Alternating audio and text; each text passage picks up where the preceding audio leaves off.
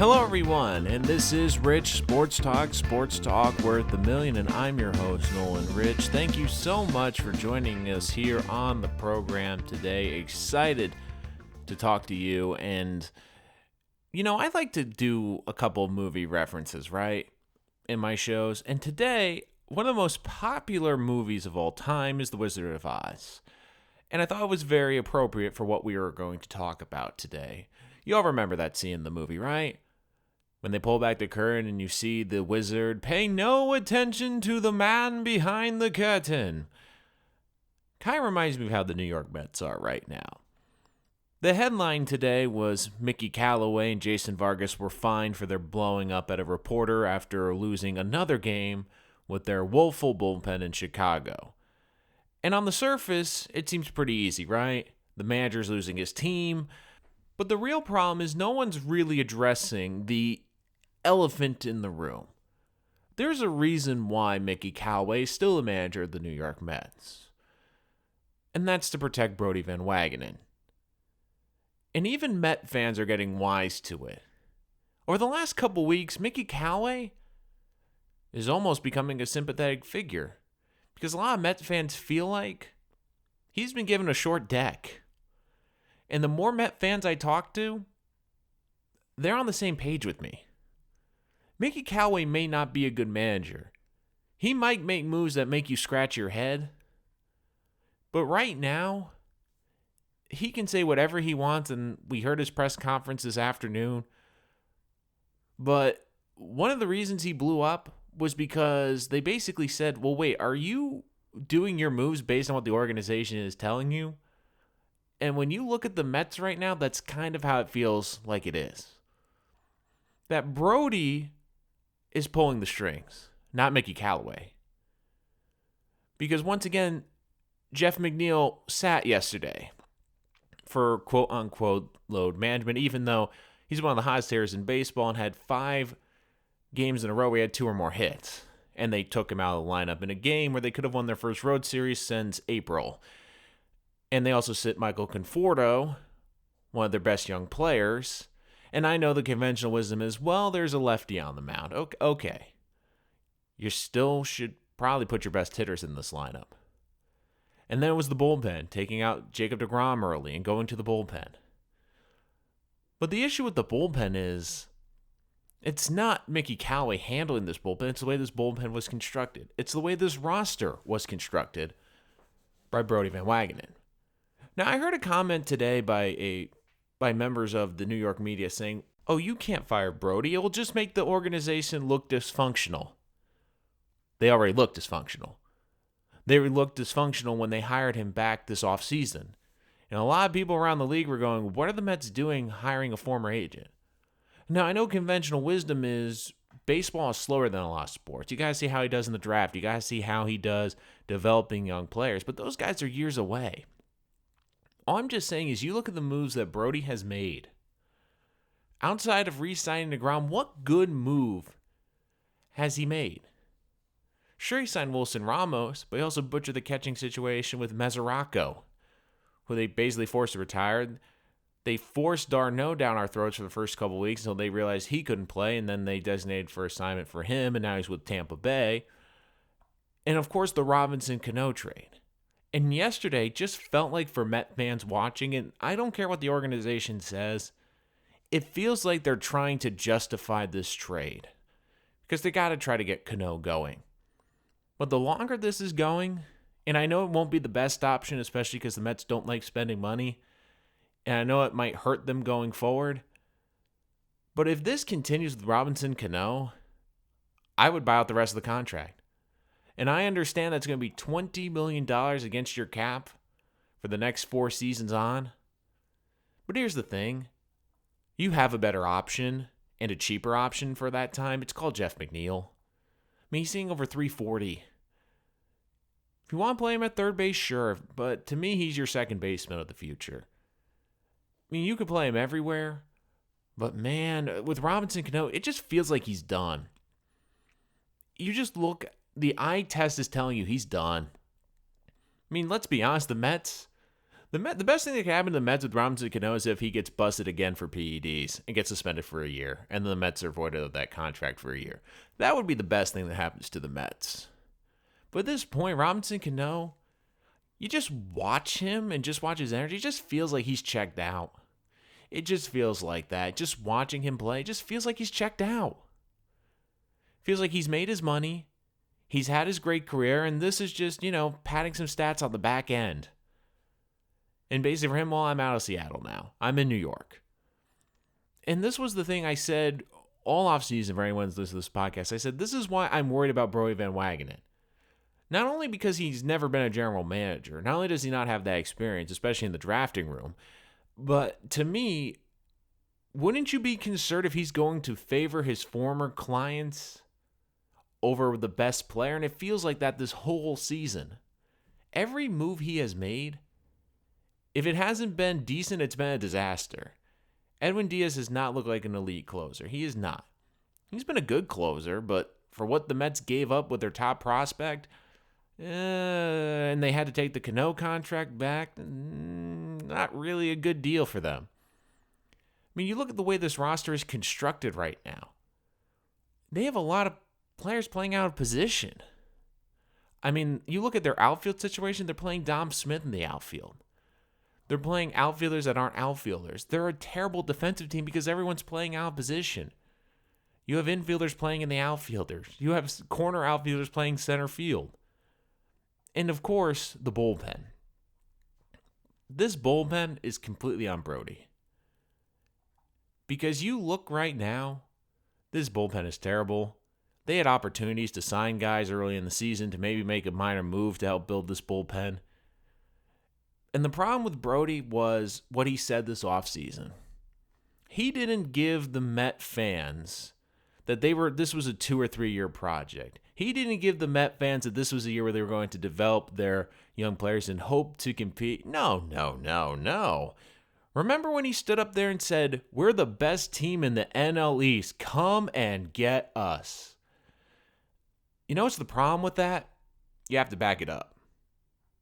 And he hasn't backed it up. If you are going to sell your fan base that you are all in on a season, then why, when you had an opportunity to get a great closer or a good starting pitcher to help bolster this rotation, or even make trades to help bolster this bullpen, why haven't you done any of that? Why haven't you done any of that? Because to me, it just seems like the Mets right now, they're content where they are. And that's a sub-500 team. Especially when you consider if they had somewhat of a bullpen, they'd be over 500 right now. They'd be over 500 right now. And it hurts because one of their best prospects that they traded for Cano, he was a good pitcher in Double-A, but he was a power arm. You could have used him in the bullpen this year. And so everyone is blaming Mickey Callaway and saying Mickey could get fired. You know what? I kind of hope Mickey gets fired just to relieve him. Just to relieve him, because this right now, he's just twisting in the wind.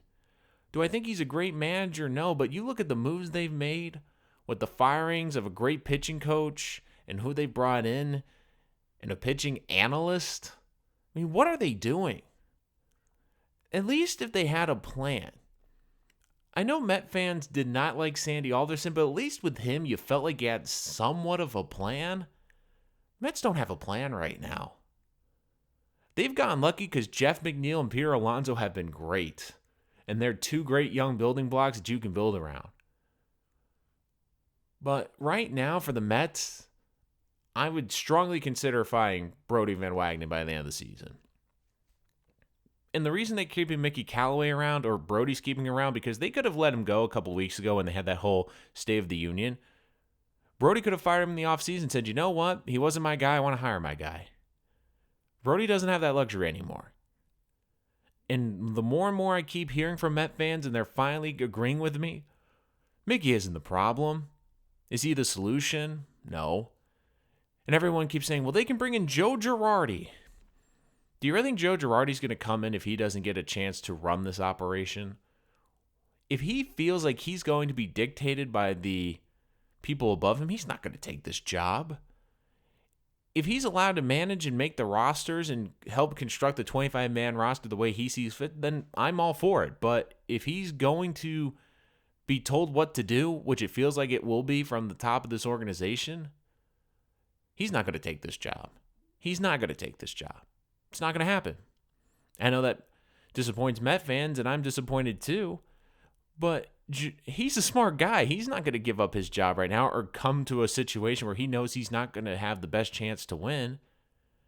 And I understand that people are worried that if you fire Brodie, that it might hurt your next hire, and it might, but at least get a guy that you could see maybe being a general manager and not an agent.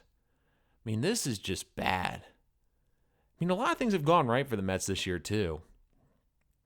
And it's just frustrating because you're seeing everything. This team is just always on the cusp, but they have a terrible bullpen. And Brodie, once again, has not addressed the issues. He hasn't made minor moves. He's made a couple of minor signings, but that was when this roster had a lot of injuries. But he hasn't addressed the bullpen. He hasn't addressed the elephant in the room. He hasn't addressed the weakest point of this team. You cannot survive in baseball in 2019 with a weak bullpen. And that's what the Mets have right now. They have a weak bullpen. And everyone keeps saying Mickey Callaway, he should be the one to go. To me, they both got to go. And I know it won't be easy because you have a terrible owner in the Wilpons. But right now, this was an experiment, and it is backfiring completely in the Mets' faces. Because Brodie was promised, and he stood up there at that podium saying he was going to be aggressive and that the Mets were going to be all in on this season. Well, where's the all in on this season? Have they addressed the bullpen? No. Have they addressed it, the starting pitching depth? No. They haven't. They haven't. And worse, they're letting their manager just twist in the wind. And I'm telling you, and I said it at the beginning of this podcast, this is the reason Mickey isn't getting fired. The reason Mickey isn't getting fired is that Brodie is hoping that Met fans will continue to blame him for the team's woes. But the longer this goes on, the better Mickey Callaway looks and the worse Brodie looks. Because the second you fire Mickey, all the attention is going to go to Brodie and how this roster is constructed. I mean, you have Peter Alonso, who just set the Mets record for home runs in a season. We're not even at the All-Star break. Jeff McNeil is a hitting machine. And this team is under 500? They haven't won a road series since April? Are you kidding me? Jacob DeGrom, once again, can't get wins because he doesn't have a bullpen that can get outs behind him? And look, I understand that there are things you can't control. But when you see you have a dilapidated bullpen, you see you have a piece like Dom Smith, who's a very good position player that doesn't have a position on this team because of Peter Alonso, and you don't address the bullpen, I'm not saying they had to even go out there and get some of the big free agents. Just get someone. Get a competent bullpen arm. Maybe make a trade with the team that's already out of it. But the fact that you are just sitting there letting this bullpen blow game after game after game, it's not Mickey's fault. Who's Mickey going to turn to? Who's Mickey going to turn to? He doesn't have anyone he can trust in that bullpen. He doesn't. Even Diaz, his closer. After the last month he's had, do you really think Mickey has faith in him that he can get 3 outs? As opposed to yesterday where he could have maybe got 5 outs? No. So for the Mets, it's a mess again. And to me, I know it's short, and I am one that always praises patience.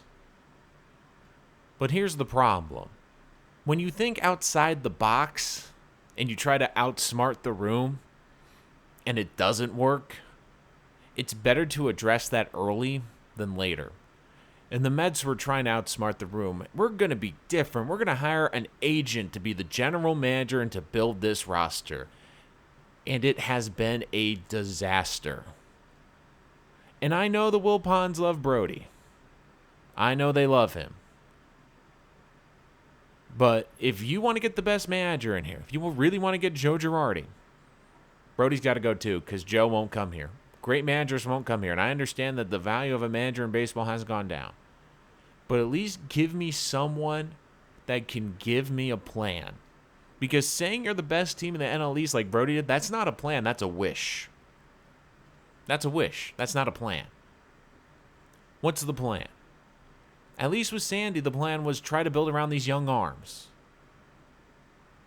Met fans, I understand they want to win, but at this point, just give them a plan. Whether it's rebuilding for 2 or 3 years, whether it's trying to go all in next year, just give them a plan. Because right now, they don't look like they have a plan. They're trying to rebuild, but they're trying to compete. They don't know what they're doing. And to me, it all starts from the top. And you can't change the owner. And I don't think the manager's the biggest problem. To me, it's the front office. They took a risk with Brodie, and it has blown up in their faces. It's time for Brodie to go. For the New York Mets to be successful. Because the longer you hold out, and I know it's not a good look to fire him after one season, but the longer you hold out, can make this an even bigger mess and make it an even more less appealing job than it is now. At least now you have DeGrom and you have a couple good young pieces that a young general manager might say, you know what? I might be able to trade one of these young arms, get some more pieces, but at least I have some building blocks here. I have Alonso, I have McNeil, I have DeGrom, and maybe even Diaz. You have some good young pieces to build around.